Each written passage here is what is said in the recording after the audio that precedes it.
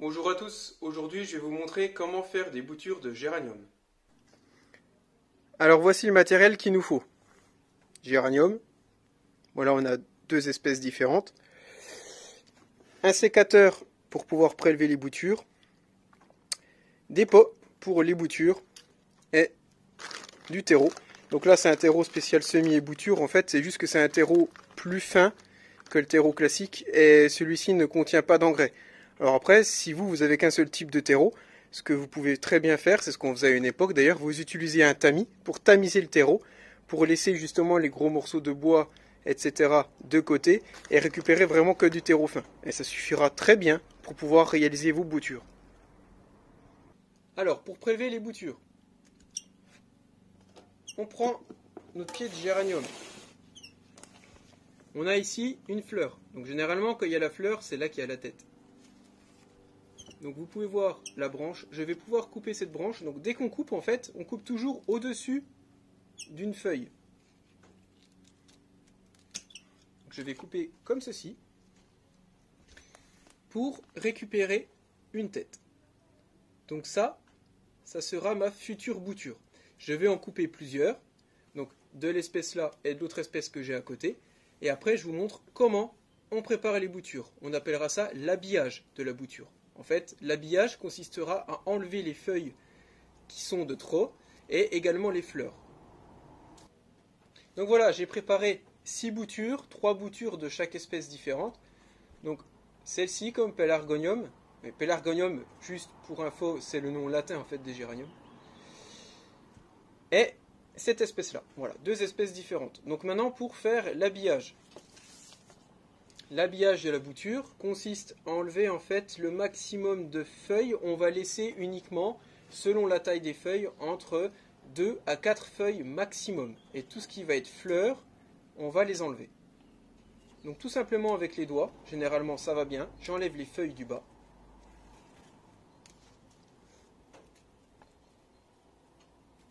J'enlève ma fleur. Voilà. Et là, on remarque, j'ai laissé une feuille ici, une feuille, une petite feuille là, une petite feuille là. Voilà, j'ai 3 feuilles. Cela suffit amplement. À cet endroit-là, en fait, j'ai un nœud. Je mettrai en pot, donc dans la terre, dans le terreau, jusqu'ici. Et ce nœud va fabriquer des racines.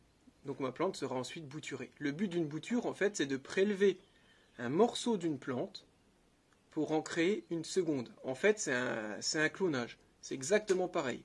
La plante sera identique au pied mère, donc le pied où on a prélevé la plante. Et ça nous donne, en fait, on a le pied mère, la plante mère, et la bouture donnera la plante fille. Donc il faut faire pareil sur toutes mes boutures. Donc après, là, c'est l'autre espèce, c'est exactement le même genre, sauf que les feuilles sont différentes et la fleur aussi. J'enlève mes feuilles du bas. J'enlève ma fleur. Alors si des fois vous avez du mal à enlever à la main, ce que vous pouvez faire, vous pouvez très bien couper avec le sécateur. Parce que sinon, on peut casser la tête. Et là, ça ne va pas aller. J'enlève voilà, mes feuilles. J'ai laissé une feuille ici, une feuille ici. J'ai mes nœuds sur le bas. Je mettrai en pot jusqu'à cette hauteur-là. Et ma bouture sera faite. Donc voici devant moi mes 6 boutures de préparées. Maintenant, je vais vous montrer comment on les met en pot. Donc, je prends des pots, des godets, et je vais les préparer en les remplissant de terreau. Donc, j'utilise mon terreau.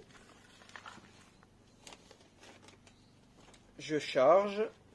Donc, quand on a des mottes, on les casse. J'appuie légèrement, je tasse pas. Et j'en mets volontairement plus haut que le bord. Pourquoi? Parce qu'après, quand je vais insérer ma bouture et que je vais la tasser, ben, tout simplement le terreau va redescendre. Donc généralement, en mettant un petit dôme comme ça, la quantité de terreau sera suffisante. Car si on en met en fait à ras du pot, quand on va tasser, ben, il manquera du terreau. Donc il faudra en rajouter par la suite. Donc c'est plus simple d'avoir la bonne quantité tout de suite.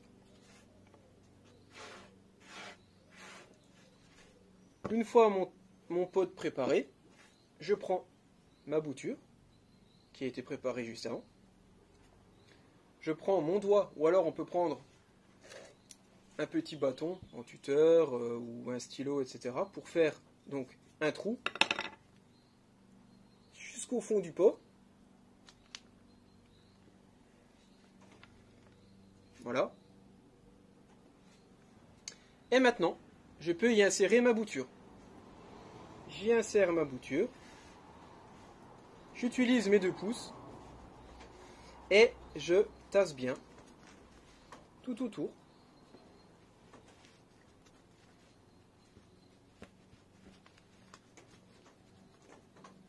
Alors il faut quand même assez bien tasser. Pourquoi? Parce que si vous ne tassez pas assez, le problème c'est quand on va arroser, le terreau, lui, il va redescendre. Il va se tasser avec l'eau. Donc il manquera du terreau. Donc c'est pour ça qu'il faut bien tasser. Toute plante qui vient d'être empotée, qui vient d'être bouturée ou qu'on fait des semis, à chaque fois on termine notre travail par un arrosage copieux. Jusqu'où c'est que l'eau ressort par les trous en dessous. Voilà, ma bouture est prête. Alors, la bouture, je n'ai pas précisé, mais on essaye de la mettre au maximum au centre du pot. Pourquoi? Tout simplement, c'est pour une question d'esthétique. Après, c'est vrai que même si elle est sur le côté, la bouture, elle poussera, elle va se développer, il n'y a pas de problème. Mais c'est pas esthétique. Quand vous êtes en jardinerie, quand vous choisissez une plante d'intérieur, par exemple, ou peu importe quel type de plante, vous allez toujours regarder la plus jolie. Si vous voyez une plante qui n'est pas au milieu de son pot, instinctivement, vous allez la reposer, vous allez prendre celle qui est centrée, tout simplement. Donc c'est pour ça, au maximum, on fait en sorte que la bouture soit au centre de son pot. Maintenant, je vais préparer les 5 autres boutures qui me restent à faire. Je vais les mettre sur les étagères derrière et je vais vous montrer l'arrosage. Voici mes 6 boutures de prêtes, donc avec mes 2 variétés différentes. Je prends mon arrosoir, mon petit arrosoir de 2 litres, et je vais arroser copieusement. Alors on arrose déjà une première fois. On en met un peu à côté, c'est pas grave. Le temps que l'eau s'infiltre. Et ensuite, je repasse une seconde fois. On peut même repasser une 3e fois si ça ne suffit pas. Et on arrose jusqu'à ce que l'eau ressorte par les trous du dessous du pot. Il faudra maintenir la bouture donc humide pendant à peu près, on va dire en gros, un bon mois, le temps que les racines se fabriquent en fait. Parce que c'est en contact avec l'humidité que la plante va fabriquer des racines. C'est comme ça qu'elle pourra s'enraciner. Voilà, un arrosage très copieux. Et maintenant, il ne reste plus qu'à attendre que les boutures prennent racine et se développent. Donc je vais vous montrer le résultat. Voici les géraniums qui ont été bouturés il y a quelques mois maintenant. Ils auraient déjà dû être empotés depuis un bout de temps. Donc là, leur développement en fait est arrêté, est stoppé. Parce que justement, les boutures n'ont plus assez de place pour se développer. C'est pour ça qu'il est important de rempoter régulièrement des plantes. Bon, on n'a pas pu le faire en période de Covid, avec le confinement. Du coup, c'était un peu laissé en stand-by. D'ailleurs, je vous ferai une vidéo justement sur le rempotage et l'intérêt du rempotage. Donc là, on voit bien que les plantes ont très très bien prise.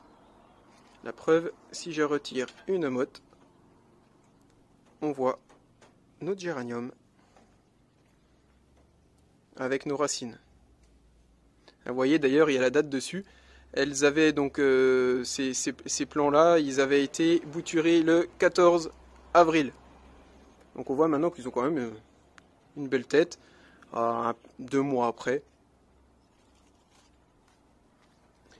Voilà, maintenant vous savez comment on bouture des géraniums. Alors une chose que je n'ai pas précisé, ce type de bouturage en fait s'appelle le bouturage de tête. Pourquoi? Parce qu'on prélève la tête de la plante. On peut l'appeler également le bouturage de tige. Donc ce type de bouturage, on peut l'utiliser sur pas mal d'espèces.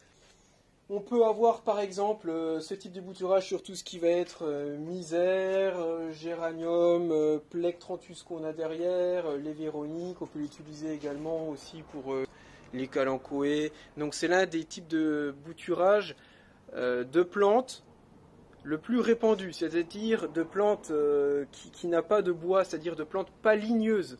Parce qu'en fait, quand c'est ligneux, il y a une autre méthode de bouture qu'il faudra réaliser. Là, c'est quand c'est herbacé, en fait, qu'on a une tige molle, verte, là on peut utiliser le bouturage de tête. Donc voilà, j'espère que vous avez appris quelque chose dans cette vidéo et je vous dis à bientôt pour une prochaine vidéo. Au revoir.